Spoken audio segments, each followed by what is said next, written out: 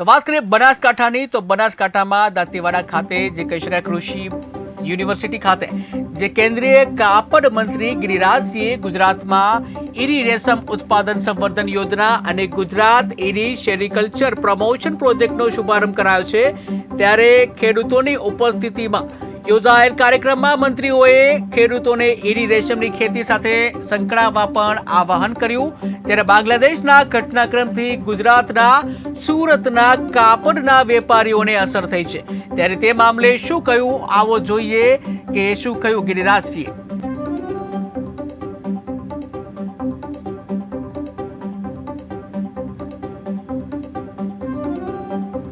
બનાસકાંઠાના દાંતીવાડામાં કૃષિ યુનિવર્સિટી ખાતે કેન્દ્રીય કાપડ મંત્રી ગિરિરાજસિંહે ગુજરાતમાં ઈરી રેશમ ઉત્પાદન સંવર્ધન યોજના અને ગુજરાત ઈરી સેરિકલ્ચર પ્રમોશન પ્રોજેક્ટનો શુભારંભ કરાવ્યો છે. ત્યારે ખેડૂતોની ઉપસ્થિતિમાં યોજાયેલ કાર્યક્રમમાં મંત્રીઓએ ખેડૂતોને ઈરી રેશમની ખેતી સાથે સંકળાવવા પર આહવાન કર્યું છે. ખેડૂતોને આ ખેતી સાથે સંકળાવવા માટે આહવાન કર્યું છે. જ્યારે બાંગ્લાદેશના ઘટનાક્રમથી ગુજરાતના સુરતના કાપડના વેપારીઓને અસર પડી છે, તે મામલે કહ્યું હતું કે વડાપ્રધાન તમામની ચિંતા કરી રહ્યા છે.